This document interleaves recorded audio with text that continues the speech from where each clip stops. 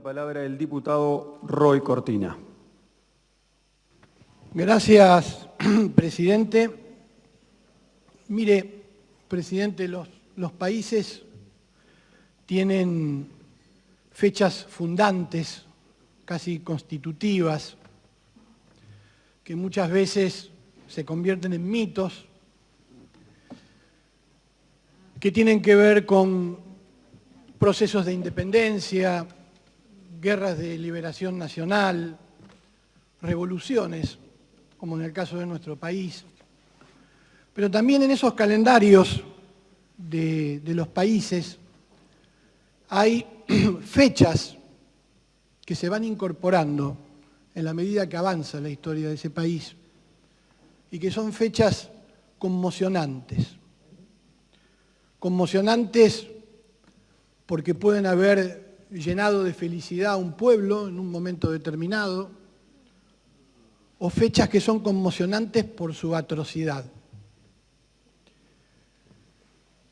Creo que obviamente estamos hablando del 24 de marzo como una fecha conmocionante por su atrocidad, y me arriesgo a decir que con otras dos fechas importantes de la Argentina, el regreso a la democracia en el año 83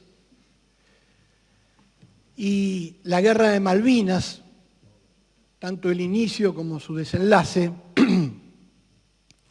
son fechas, junto con el 24 de marzo, que de alguna manera parieron esta época que estamos viviendo.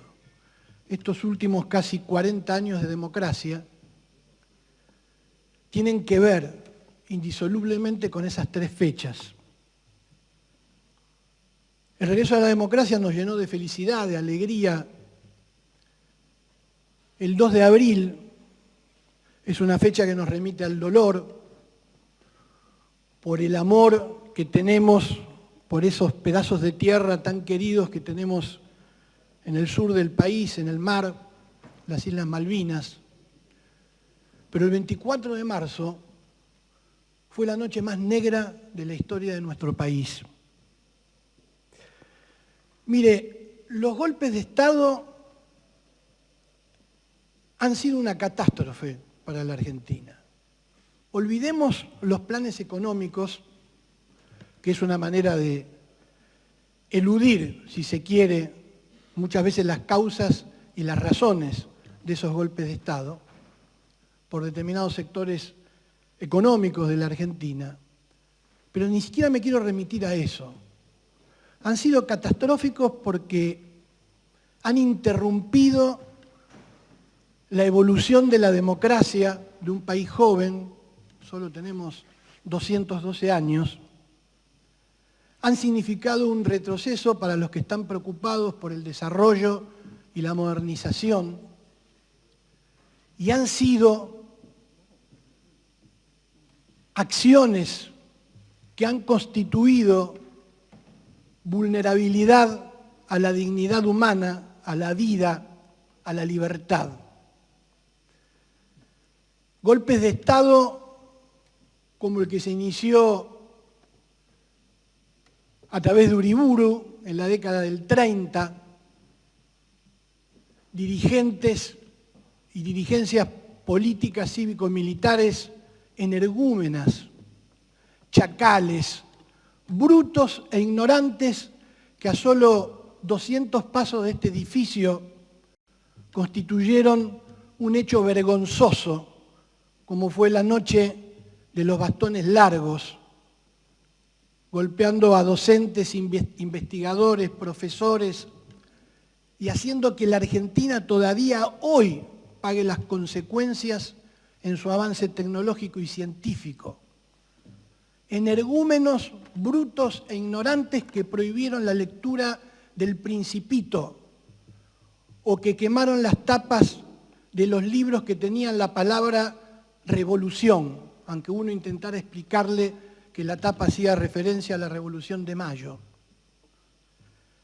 Todo eso, increscendo, nos llevó al golpe del 76, que fue el más atroz de todo. Yo creo que la historia ya está completada. No hay que completar nada. No hubo dos demonios, hubo un solo demonio, que fue el Estado reprimiendo de manera sistemática, torturando, matando y asesinando. Es la única verdad completa. Lo demás lo podremos discutir, podremos entender si la estrategia política era equivocada o no, si habrán sido crímenes políticos, que podrían haber tenido un tratamiento a través del ordenamiento jurídico, la justicia, etcétera, etcétera, etcétera, como han hecho otros países. Lo que queda claro y lo concreto es que tuvimos un Estado que, según historiadores, estudiosos, es lo más cercano, lamentablemente, a lo que sucedió en la Alemania nazi de la Segunda Guerra Mundial. No es de extrañar, estos energúmenos, estos ignorantes y violentos, también hicieron caso omiso cuando con la propia Fuerza Aérea del país bombardearon la Plaza de Mayo causando 300 muertos. Todo esto fue construyendo lo que luego iba a ser conocido como terrorismo de Estado.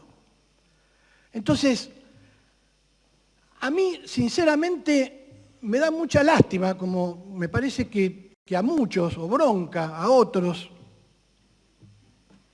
que se niegue esta situación. Solamente en un país tan desgarrado por las múltiples crisis que tiene, no por este gobierno, no por el anterior, ni el anterior, ni el anterior, la crisis argentina se viene incubando de hace décadas. Solamente en un país así, fuerzas políticas elegidas democráticamente, en democracia, pueden negar la importancia de recordar lo que sucedió el 24 de marzo de 1976. Esta es la verdad. Ni siquiera aquellos que se sienten interpelados, entre comillas, por algunas corrientes que hay en el mundo en virtud de todo lo que ha pasado en estos últimos 2 años y antes, en donde hay una revalorización, y la pongo entre comillas, depende qué grupo político, de la libertad. Porque no hubo un pisoteo más grande a la libertad y a la dignidad humana que lo que sucedió en marzo del 76. ¿Sí? Para los que dicen ser liberales, deberían leer un poco más los libros de historia, porque el liberalismo revolucionario luchó durante siglos contra la tiranía de los estados, contra la tiranía de los gobiernos. No estaban tan preocupados por la baja de los impuestos o la eliminación de los impuestos. Estaban preocupados por la libertad y porque buscaban representación política porque pagaban impuestos. Eso hizo el liberalismo revolucionario. Así que yo diría que algunos revisen un poco más qué significa el liberalismo. Me parece, y con esto culmino, señor presidente, que el 24 de marzo merece todo el respeto, toda la reflexión como fecha a conmemorar, a homenajear, para homenajear a las víctimas. Y después cada uno le dará su intensidad, su vitalidad, su protagonismo. Habrá algunos que van a las marchas, otros que no, pero lo que no se puede es soslayar esta fecha tan importante en la joven historia de nuestro país. Por eso, señor presidente, como lo hacemos siempre el 24 de marzo, este bloque y el interbloque que integramos los socialistas, vemos con mucha satisfacción la responsabilidad que tiene la legislatura en aprobar seguramente por amplia mayoría la declaración que estamos tratando en este momento. Muchas gracias, señor presidente. Gracias, diputado.